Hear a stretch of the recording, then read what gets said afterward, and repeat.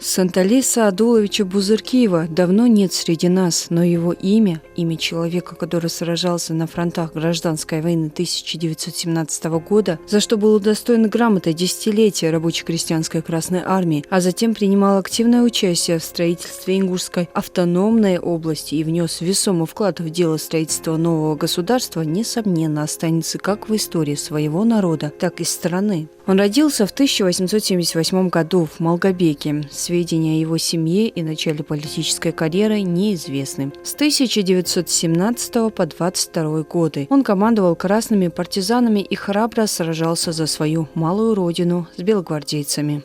Также он известен как яркий политический и общественный деятель, который участвовал в образовании Ингушской автономной области в 1924 году и также как депутат Северокавказского крайисполкома, которым он являлся на протяжении нескольких лет.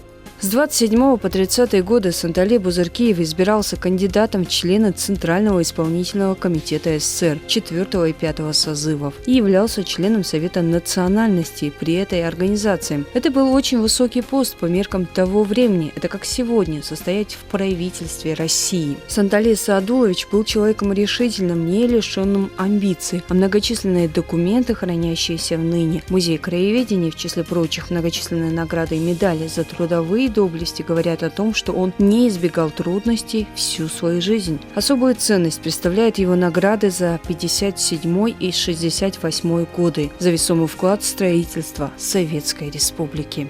Эту грамоту давали не всем, а только самым активным гражданам строительства коммунистического будущего. Папки на участника гражданской войны и участника строительства Ингушской автономной области очень много интересных материалов, в том числе это старая трудовая книжка 30-х годов.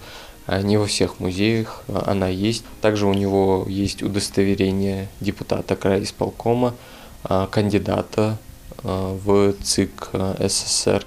Среди документов на Сантали Саадуловича хранится немало фотографий. Есть даже уникальная. Это военный снимок, на котором запечатлена делегация ингушей, посетившая ВККБ в Москве. Основной вопрос – передачи города Владикавказа Северной Осетии. Ингуши были недовольны по этому вопросу, поскольку совсем недавно отстояли его от белогвардейских полчищ. Руководитель Ингушской автономной области Идрис Зязиков созвал тогда ингушский партактив и опротестовал решение бюро крайкома. В ноябре 1928 года делегацию вызвали в Москву. В числе делегатов был и член ЦИК СССР Сантали Бузыркиев. В воспоминаниях участников той поездки в Кремль упоминается, что между Сантали Саадуловичем и Сталином состоялся разговор, где Бузыркиев отстаивал позицию о том, что город должен быть передан ингушам. Вопрос тогда остался открытым, а в 1934 году ингушскую автономию упразднили. Ее территорию объединили с чеченской автономией, и таким образом была образована ЧССР.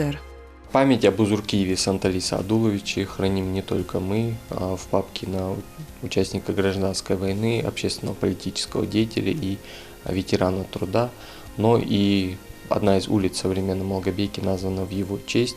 Также он является элементом исследования многих историков касательно строительства Ингушской автономной области, депортации и возвращения на родину в 1956-1957 годах.